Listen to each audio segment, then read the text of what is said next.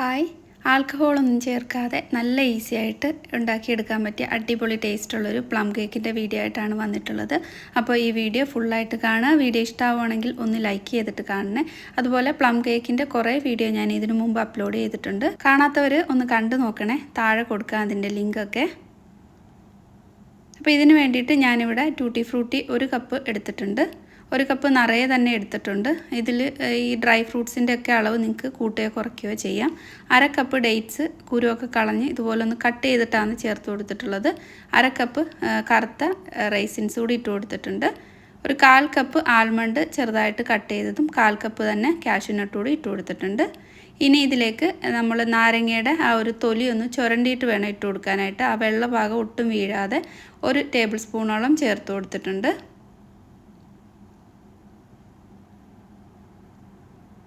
ഇനി ഇതിലേക്ക് 1 കപ്പ് ഓറഞ്ചിൻ്റെ ജ്യൂസ് ചേർത്ത് കൊടുക്കാം. മിക്സിയിൽ അടിച്ചതല്ല, അല്ലാതെ നമ്മൾ പിഴിഞ്ഞെടുത്തിട്ടുള്ള ഓറഞ്ചിൻ്റെ ജ്യൂസാണ് ചേർത്ത് കൊടുക്കേണ്ടത്.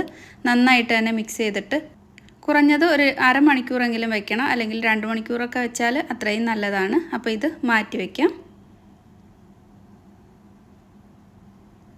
ഇനി അടുത്തത് കാരമൽ സിറപ്പ് റെഡിയാക്കി എടുക്കാം. ഞാനിവിടെ 1 കപ്പ് പഞ്ചസാര ഒരു പാനിലേക്ക് ചേർത്ത് കൊടുത്തിട്ടുണ്ട്. ഒരു മീഡിയം ഫ്ലെയിമിലിട്ടിട്ട് പഞ്ചസാര സൈഡിൽ നിന്നൊക്കെ ഒന്ന് കാരമലായി തുടങ്ങുമ്പോൾ ചെറുതായിട്ടൊന്ന് മിക്സ് ചെയ്ത് കൊടുക്കാം.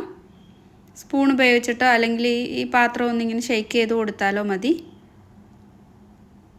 പഞ്ചസാരയൊക്കെ നന്നായിട്ടൊന്ന് മെൽറ്റായി ഇതുപോലൊന്ന് കളറ് മാറി വരുമ്പോൾ ലോ ഫ്ലെയിമിൽ തന്നെ ഇട്ടിട്ട് ഇത് നന്നായിട്ട് ഇതേപോലെ കാരമലിൻ്റെ കളറാക്കി എടുക്കണം. നല്ല ഡാർക്ക് കളറാക്കി എടുക്കണം, പഞ്ചസാര കരിഞ്ഞു പോകാതെ തന്നെ.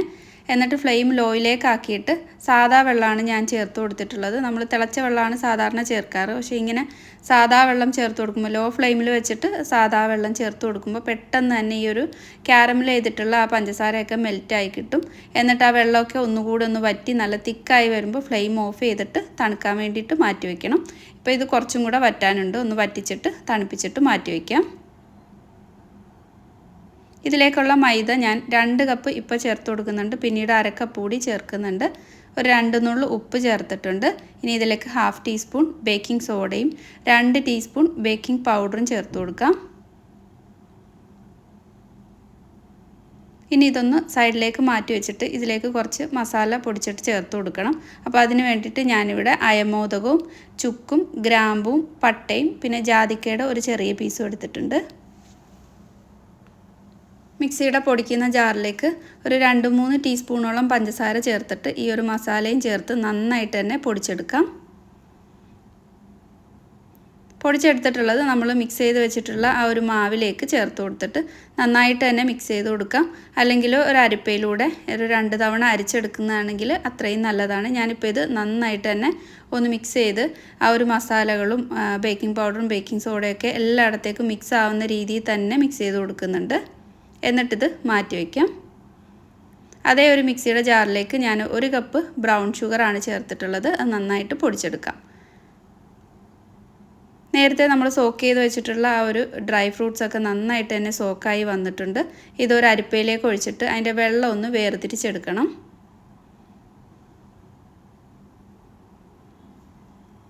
ബാക്കി വന്നിട്ടുള്ള വെള്ളം പിന്നീട് നമുക്ക് പ്ലം കേക്കിലേക്ക് യൂസ് ചെയ്യാൻ പറ്റും.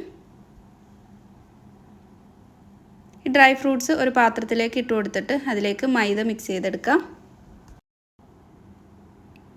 ഡ്രൈ ഫ്രൂട്ട്സ് ആ ഒരു ജ്യൂസൊക്കെ മാറ്റിയിട്ട് ഇതുപോലെ ഒരു ബൗളിലേക്ക് ചേർത്തിട്ട് 1/2 കപ്പ് മൈദ ചേർത്ത് കൊടുക്കുന്നുണ്ട്.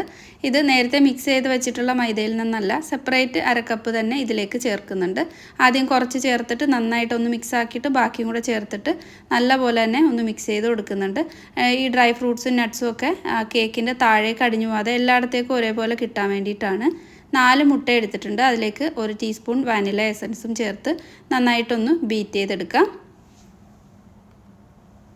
ഇതിലേക്ക് നമ്മൾ നേരത്തെ 1 കപ്പ് പഞ്ചസാര മിക്സിയിൽ ബ്രൗൺ ഷുഗറാണ് എടുത്തിട്ടുണ്ടായിരുന്നത്. അത് പൊടിച്ച് വെച്ചിട്ടുള്ളതുകൂടെ ചേർത്തിട്ട് നന്നായിട്ട് ബീറ്റ് ചെയ്തെടുക്കാം. നിങ്ങളുടെ ബ്രൗൺ ഷുഗർ ഇല്ലെങ്കിൽ സാധാ പഞ്ചസാര ഉപയോഗിച്ചാലും മതി. ഒന്ന് നന്നായിട്ട് ബീറ്റ് ചെയ്ത് ഇതേപോലെ ആയിക്കഴിഞ്ഞാൽ ഇതിലേക്ക് ഇനി ബട്ടറും കുറച്ച് ഓയിലും ചേർത്ത് കൊടുക്കാം. ബട്ടർ റൂം ടെമ്പറേച്ചറിലുള്ളത് ചേർക്കുക, അല്ലെങ്കിൽ ചെറുതായിട്ടൊന്ന് ചൂടാക്കിയിട്ട് ഇതിലേക്ക് ഒഴിച്ചു കൊടുക്കാം. 1/4 കപ്പ് ബട്ടറാണ് ചേർത്തിട്ടുള്ളത്. 1/2 കപ്പ് ഓയിൽ കൂടി ചേർത്തിട്ട് ഇത് ഇനി ഒന്ന് ലോ സ്പീഡിൽ മിക്സ് ചെയ്തെടുക്കാം. ഒരുപാട് മിക്സ് ചെയ്യേണ്ട ആവശ്യമില്ല, ലോ സ്പീഡിൽ ഒന്ന് മിക്സ് ആക്കി എടുത്താൽ മാത്രം മതി.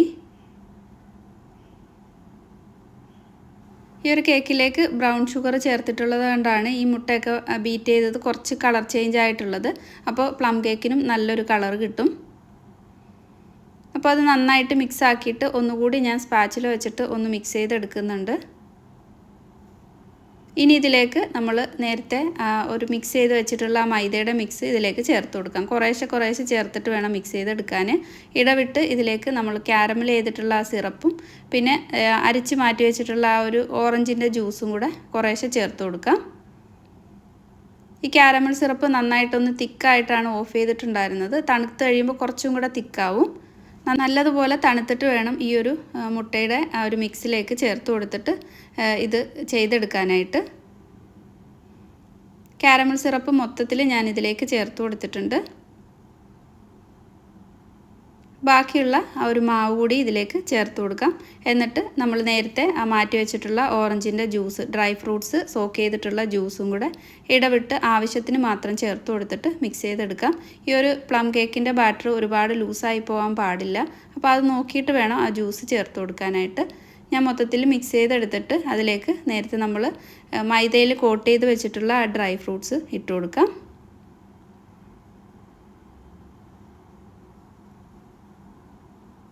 ഇനി സ്പാച്ചുല വെച്ചിട്ട് സാവധാനത്തിൽ മിക്സ് ചെയ്തെടുക്കാം. അപ്പോൾ നിങ്ങൾക്ക് ഈ ഒരു ബാറ്റർ കാണുമ്പോൾ മനസ്സിലാവും, ഒരുപാട് ലൂസായിട്ടുള്ള ബാറ്റർ അല്ല ഉള്ളത്. അത്യാവശ്യം നല്ല തിക്കായിട്ടാണ് ഈ ബാറ്റർ ഇരിക്കുന്നത്. ഇങ്ങനെയാണ് പ്ലം കേക്കിൻ്റെ ബാറ്റർ വേണ്ടത്. ഈ ഒരളവിൽ 2 കിലോഗ്രാം കേക്കാണ് ചെയ്തെടുക്കാൻ പറ്റുന്നത്. ഞാനിപ്പോൾ ഇത് ഒരു 6 ഇഞ്ചിൻ്റെയും മറ്റൊരു 10 ഇഞ്ചിൻ്റെ റെക്റ്റാങ്കിളായിട്ടുള്ള ഒരു ട്രേയിലുമാണ് ചെയ്തെടുക്കുന്നത്.